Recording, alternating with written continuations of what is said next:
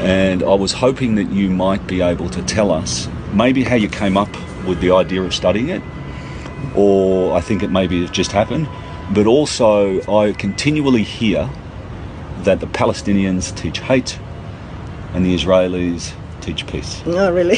So tell me about your book and your study. First of all, the Palestinians don't teach hate, because even if they wanted to, they couldn't have, because they're so monitored, supervised and censored by Israel directly and indirectly.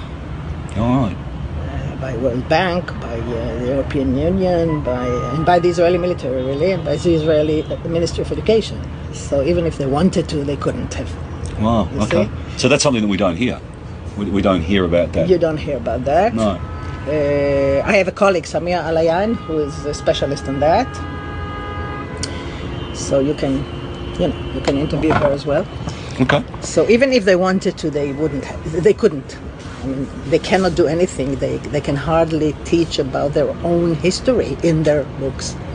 Yeah, so tell me about that. So the Israeli government controls or has to sign off, doesn't it, on... No, the books of the Palestinian Authority, which are studied in the West Bank and Gaza, are financed by the World Bank, European Union, and some European countries. Okay. And they all monitor and supervise and censor it, so it's indirectly through Israel. In East Jerusalem, they still study the Palestinian curriculum, but it is controlled by Israel, so they get a book where half the pages are blank because they are erased, deleted. And they cannot teach anything about themselves. They can teach, I think, Islam until the 17th century, but nothing that has to do with nationality and with today. You see?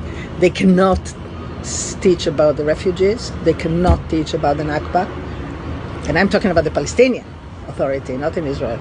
In Israel, the Palestinian students study the same curriculum as the Jews, translated to Arabic. Wow, so they learn about the Zionist project and the redemption of the land and the wonderful project of settlement and occupation and this and that. They have maybe, just yesterday, a student of mine told me that she saw her niece's books, and they have about 2 pages about Palestinian history and culture. Nothing. They don't know Mahmoud Darwish. You see, but they do know Israeli poets. National, what they call national poets. So they're not even allowed to learn about their own things. Oh, no. Culture, no, they don't. They don't. I have a course where we teach Arab teachers of Hebrew. Yep.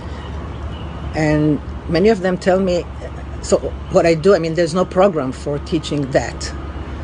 I teach translation theory, so I made a new program with a friend of mine who is the greatest translator from Arabic. Okay. And so we took, articles, and we took works and so on. And the students say, and the students are all teachers, and they say it's the first time I read Mahmoud Darwish. It's the first time I read this and that. So that's incredible. Yeah. I mean, that's one of them told me, I thought it was the songs of Marcel Khalifa. I didn't even know. So that's sad. So you can't even learn about yourself. And so they don't learn anything about themselves. Of course, they cannot say anything bad about Israel. And so this is slander. Of course, outside the ministry, you have all kinds of groups that publish all kinds of books, just like here, about these rabbis who published books that say you can rape enemy women and you should kill enemy babies. And these books are given to soldiers. They were given to soldiers just before they entered Gaza. So say that again, because that's really important. So they're given There are rabbis books in Israel who wrote a few books, one called the King's Road, and the other, I don't remember, where they say it's, according to Jewish halakha, you can rape enemy women and you can kill enemy babies. And this book, there was a trial, and the rabbi, he didn't get to jail, but something. And he's free now, and he still teaches. And he's a rabbi. not only one, I mean a few. And their books were distributed to soldiers before getting into Gaza. But this is not the Ministry of Education, so you cannot say these are textbooks. Yeah. Everyone can publish whatever they want, but it's well known. But they are not punished, these people. This is what I'm saying. What if it was a Palestinian doing that sort of thing? They are punished for something they write on Facebook, and they're in Tatur and their stories. So they really cannot. They cannot, even if they want to. Whenever you have the stamp of the Palestinian Ministry of Education, it is heavily censored. I don't think they want to teach hate. I mean, this is not the point for them. You see, you teach hate and you teach racism when you want to dehumanize people in order to control them, right? Or eliminate them or exterminate them. You don't do it when you want to be liberated. It's not useful. Okay? Yeah, so talking about that, the study that you did on the Palestine and Israeli school books. Yeah. And I think also the ideology and propaganda in education is a huge thing. This is not my idea. This is the publishers. Yeah, no, but it stands out of what it is. Yeah. So tell us about the study that you did, because I think people need to realise that you're a professor. Yeah. You're highly educated, and this isn't something that you just decided to do. It's something that sort of evolved. Is that right? Yes. Yeah. Well, when I started my academic career, I wanted to study all the aspects of educational discourse. Language development in school, writing development, classroom dialogue, multiculturalism, racism, and so on. I went from one to another, and then when I got to the racism, I learned racism in class, because racism in Israel is, Israeli discourse is a racist discourse, not only towards Palestinians, but towards Jewish minorities as well. So I studied that. And then I wanted to see how the books use scientific discourse in order to convey ideologies. There's a lot of study about that other places, and I started, and then I saw that the way they present Palestinians is the main issue. So I did that, and that's how this book came about. And tell us about the book and the study. What did you find? Well, I find that the books, if there was a racist manual to write books, they follow it by the letter.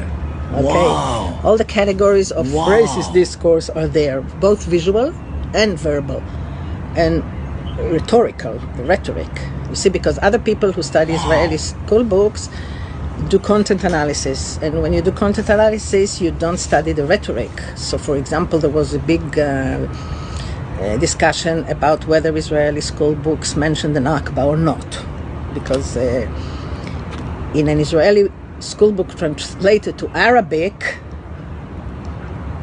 it was not allowed to say the word Nakba or the Green Line or whatever. But they do mention the Nakba. But what do they say about the Nakba? They say it was for the best. So they justify it. They legitimate it a posteriori, you see, by the consequences. And so content analysis is not enough. Say if Nakba or not Nakba. Yes, there is the Nakba, but by the end of the chapter they say that the Nakba enabled us to create a Jewish state with a Jewish majority, and this was a miracle. This was the best thing we can do. A miracle. So they don't say how jolly they died, but the consequences legitimate it. Okay? Yeah. We call it consequential explanation in semiotics. Okay? You take the consequences and you make them into cause. It's very powerful too. Especially when people are susceptible to propaganda. And you have it in many places in Australia. Of course. All those colonialist places and other places, Yeah. So it's in use. And now racism, first of all, Palestinians are never shown as normal human beings. And in Israel you have hundreds of books because it's private industry. Only as terrorists, primitive farmers and refugees. Hordes of refugees that are, threatening. Wow. So that's what they... And you don't see a teacher, a doctor, a dancer, a real estate man, a merchant, whatever. They are always defined as a problem, Palestinian problem, like the Jewish problem, defining people as problem is. And this is throughout racist. all of the books, whether All the it's books, geography, all the books, whether it's English, Hebrew, Everything. whatever it is. Everything, yeah. They Wow. are the minority, they are the problem, a demographic problem, a developmental problem, because they don't want to develop, they don't want to modernize. Have they no idea, the Palestinians? That's just so opposite. Yeah, and a security threat, of course. So they are a problem, they are the enemy, and that's what the children know. I mean, they don't know anything else because they never meet Palestinians. In maps, you don't have Palestinian cities even inside Israel. You can have a map of Palestinian population inside Israel, and you don't have Nazareth, Acre, or Fahim there. Just taken out. It's taken out, and the impression is that they live on us, upon us, you see? So the impression is very threatening. Universities in Israel, for example, there's a map. So you have this tiniest extension of a university in the Jewish colonies in Palestine, but you don't have any major Palestinian university. Or a map of Jerusalem where they show you cultural, governmental, and administrative sites. And they show you the eastern part of the city empty, except for Just empty except for the Wailing Wall or something, you see. So there's nothing. The idea is to promote the idea that they don't exist, which is also in Israeli general life. They don't exist. They're not part of the economy, they're not part of the culture. When you say, for example, Israeli theater, you don't think about the Arab Israeli theaters. No. Or Israeli cinema. Although Israeli Palestinian cinema is one of the best in the world, you never hear about that. Or Israeli literature or whatever. You don't count on music the Israeli Palestinian one. Although they are 25% of the population already. So they just don't exist. But there is this problem, this threat that we have to tackle in order to defend what they call our defensive democracy. And so I shouldn't laugh, but the democracy bit, yes, that gets me. Otherwise we shall have another Auschwitz, another Treblinka. This is in the books. This is what I'm working on now, the Holocaust rhetoric of these books. Everything is to prevent another Treblinka or another Auschwitz. So from the age of 3, I think you said, from the age of 3 it begins? Whether it's so the propaganda starts at the age of 3. Yes, and also Holocaust education. Yep. I mean, on one hand you traumatize them, you turn them into heterophobic human beings. They're afraid of anyone who is a foreigner, who is not Jewish. Because I see that in the kids' eyes. I can see it in the soldiers' eyes. That's exactly what I can see. Yeah. Everyone is anti-Semitic. And so on one hand you have this horrible Holocaust education, which is re-traumatizing every year. And this is starting from the age of 3. It starts from the age of 3 now, yes. And on the other hand, you have this militaristic education, a military man coming to the kindergartens and so on and so forth. And, children are educated to be soldiers. This is it. Because they need to be protecting the... Yeah, they need to protect their land, to protect. And so they are constantly in panic. And they mix, when you're 6 years old or 5 years old, the ancient Greeks, the ancient Romans, Pharaoh, the ancient Persian, the Arabs, the Nazis are all the same for them. They all the time want to exterminate us. All the time.